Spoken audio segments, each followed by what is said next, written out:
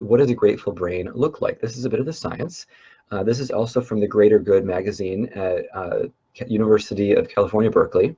And it said the research using fMRI machines with gratitude found that grateful brains showed enhanced activity in two primary regions, the anterior cingulate cortex, ACC, and the medial prefrontal cortex, or MFPC.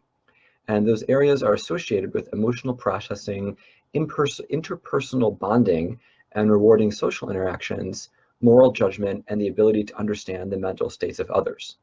Now that we've just thrown the science out there, let's dig into these a little bit, because all of these are actually pretty meaningful in life for you and people around you. So just going in the order they were shown, emotional processing, whenever we hear about the idea of trauma, any type of emotion that you can't fully let go of means it's not fully processed. It's in your system, and likely you compensate in your life, personality, and/or body in some way to not, feel that trauma again to where you'd be overwhelmed. But processing that, or anything in your life, even if you don't feel you have any trauma or things that might be traumatic, aren't in your current experience, anything that could stress you, anything that you need time to process. Think of, the worst possible news that you could imagine, and think if you heard that news unexpectedly on a really important day in your life, if you could process it like that, like in 3 seconds, it would barely faze you, right? Now, that's wishful thinking for most of us. A lot of major events can take us minutes, hours, sometimes days, if not weeks or months, if it's a really serious event, like a major injury or a death of somebody close to you. But ultimately, while we do want to process things thoroughly, we want to be able to process them, period, and quickly. So the fact that gratitude can support that is huge. Interpersonal bonding. In our modern world where we spend so much time online, where community groups and group activities and just having bigger, like richer social interactions isn't as, maybe robust as it could be, we wonder why that is. And having a superpower to help you bond more quickly and more richly, maybe it's your romantic partner, maybe it's somebody at work or somebody you live with, the fact that gratitude can enhance that feels like a really nice life hack.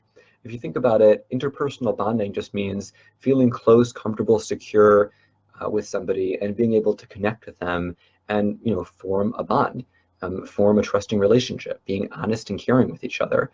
And there's a lot of exercises out there, but if the simple practice of gratitude can support that, even 10%, that's a huge, huge benefit. So the next one's moral judgment, and I think that really speaks for itself. And then the ability to understand the mental states of others. Now, this is really huge in our current world.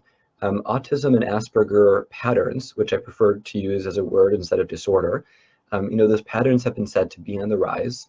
And unfortunately, meeting somebody who is empathic to you, who gets your state, who understands who and how you are and why you're that way, doesn't respond from a script in their mind or an agenda on their to-do list, but really fully gets you, that's so, so precious.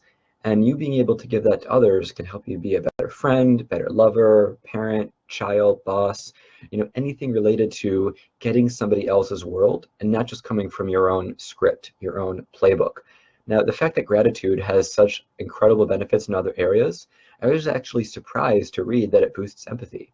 But the fact that it does in my mind, it takes gratitude from a should or a good to a must. There's so much research out there showing the people who are the happiest and most successful have a lot of really great relationships.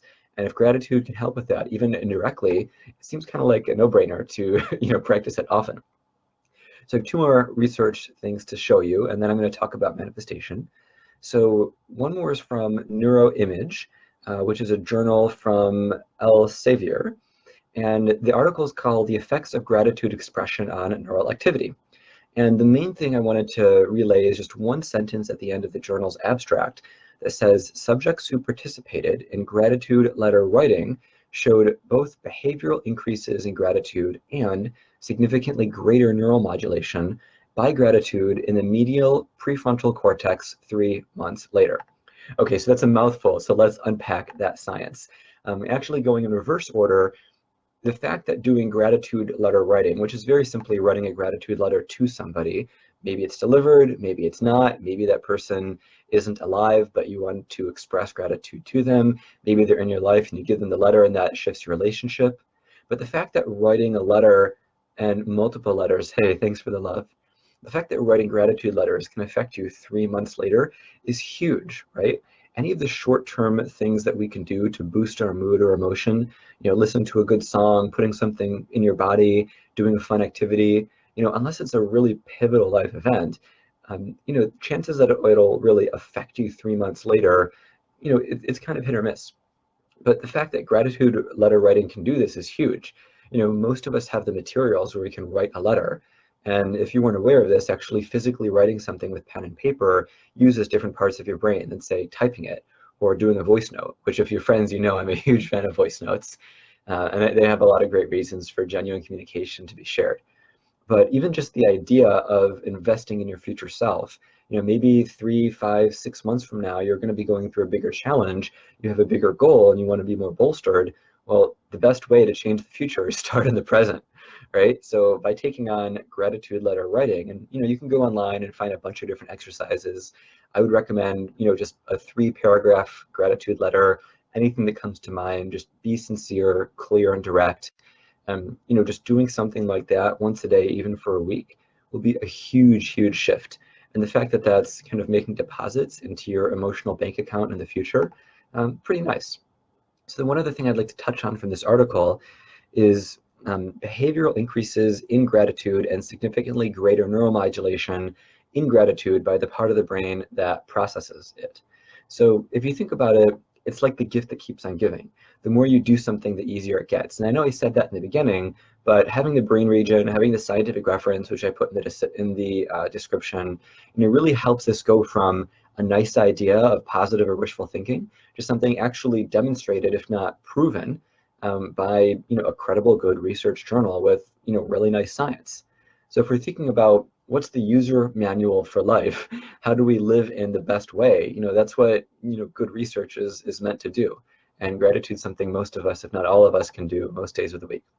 All right, the last article before manifestation, this is from happify.com. Maybe not a Harvard type of a journal, but I think it's a pretty good site. And they have a lot of different types of things talking about how gratitude can boost your life. But if you're really thinking about a gratitude practice, they talk about the type of mental contrasting when you have a difficult habit you're trying to build that's difficult. So let's just say for you or for a friend, the practice of gratitude to build a move is really tough. Let's just say for whatever reason, the mind is fixating on negativity, on things that you don't feel good, you don't feel happy, there's all these problems, and it can be difficult to shift into gratitude, much less form a habit where you do something every day for 20 to 60 days, depending on how long you feel it'll take for the habit to set in, or you do it automatically. And with that, I'd just say, life can be difficult. Let's be real with ourselves. It's difficult to live a life where you're feeling challenged all the time. And it's difficult if you feel you don't have the energy to do something like building a gratitude practice. It can be difficult to muster up the energy. But again, as my Sifu said, there's two hearts. There's the heart of life continuing as it is and just being with it, and the heart of exerting the effort to change it. But life's going to pass no matter what. So if you're going to experience something which you might consider hard or difficult, why not have that hardness or difficulty be something that takes you where you want to go?